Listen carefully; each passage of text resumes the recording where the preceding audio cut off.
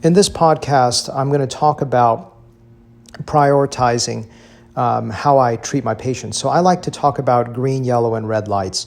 I just did a podcast in terms of green, yellow, and red lights for hair transplant surgery. This is totally different. In that case, green, yellow, and red light talked about safety, but in this case, it does sort of talk about safety, but it's sort of aesthetic priorities is what I'm going to focus on using this similar metaphor of green, yellow, and red light. So a lot of patients come in and they say, look, a great example, actually. I just had a lady, beautiful lady, former model, came in other day, and she wanted a facelift, she wanted a rhinoplasty, and she wanted otoplasty, and she wanted eyelid surgery. So I looked at her and I said, look, from an otoplasty perspective, if I reduce your lobes, your upper ear is going to look off balance. And if I pull your ear back, you're going to lose the amount of helix that's going to show, and it's not going to look right. So unfortunately, that's off the table. I call that a red light. That's something that I would not do for you. From the eyelid procedures, I've done fillers for her, but she has a mild degree of what's called blepharoptosis, meaning the eyelid muscle is weak.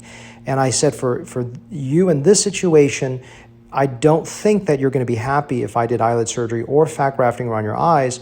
Little fillers will make it better, but you ultimately have some mild, about 1 millimeter blepharoptosis. And in my opinion, this procedure called the Putterman technique is about the only safe procedure that can be done. An external approach is almost too minimal to do this for ptosis. So that's why I told her a traditional eyelid procedure is a red light for her. It's not that I don't work on patients with some mild ptosis that have other issues that could already look better and not have the ptosis corrected, but I don't do ptosis repairs. But I just said in this case, for her, what she's wanting from me is a red light. That, in other words, I would not do it for her. The lift for her, the facelift for her, I believe actually would have been quite nice for her, but I looked at the cost-benefit ratio and she had almost no neck changes whatsoever. So I said, look, there's a lot of cost with it. There isn't much downtime for the majority of my patients, but I would put in a yellow light. Would she get a benefit? Absolutely, she would get a benefit. She would look better with it.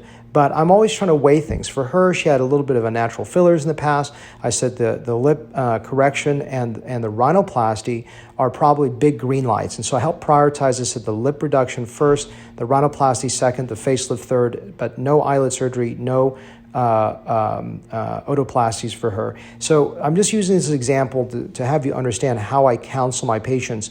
And so someone comes in, I always try to help divide things into green, yellow, and red lights so that I can tell you, hey, and also priority. So I'll help you say, look, hey, if you have this much to spend, this is where we should go. If you have this much to spend, this is where I go. Now, the one thing I always tell my patients is, if I stay in the green and yellows, which are levels of safety, it's not safety, levels of aesthetic gain for you, so long as I stay out of the red.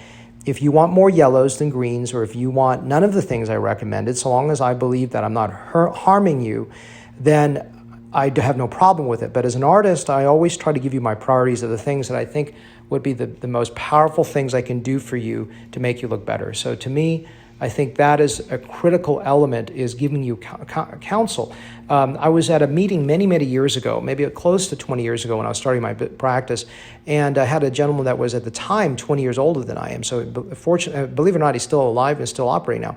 But of course, I was a little bit arrogant at the time, and the gentleman before me said, give a patient what they want, not what they need, because if you give them what they need and not what they want, and they're unhappy with you, it's your fault for choosing it. Now, I don't disagree with that last point, which is, yes, there's a little bit of risk of telling a patient, look, they really need to do this and not that. But I like to give a patient what they need and not what they want. And what I mean by that is, of course, what I deal with is only want. There really is not a need. No one needs a rhinoplasty unless they can't breathe or something. No one needs, a fat transfer. They only want it. However, what he's saying is, just when a patient comes in, they want bigger lips, even if their lips look crazy, just do it. That's what they wanted. That's what they asked for. Just do what they asked. Don't mention anything else. Otherwise, they may be offended and they're not going to be happy with you. But my philosophy is I like to sit down and give you counsel and really talk about the things and priorities that I think would help you. And I don't force anyone. So I always say I don't treat cancer or heart disease. I'm not treating an emergency. If you don't like what I say, you don't want to do what I advise, you don't have to do it.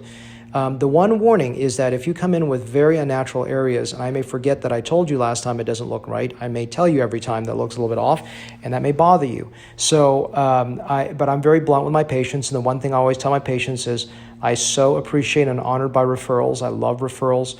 But the one thing I'll tell you is, please don't refer me someone that has very poor taste, that looks completely fake, that wants more fake things, because I'll have a bad relationship with that patient. It'll be very difficult for that patient and myself. So I always tell my patients, if you like tastefulness where you can't tell what has happened, if you think it looks natural, because here's the problem. We live in Dallas where everyone looks a little bit slightly overdone, and I hate that look. So I will tell you this. So my patients who are very loyal to me know that I do not like that look. I will tell you if something looks off. So if someone wants to be corrected and they know that they look fake, I'm more than happy to work with them to dissolve something, cut this out, reshape it. But if they think they look great and they look really scary, I would ask you, please don't send them as a referral, because I simply will tell them that they don't look right. And they may not like that. They may get angry at you. They may get angry at me, and then we have a bad situation.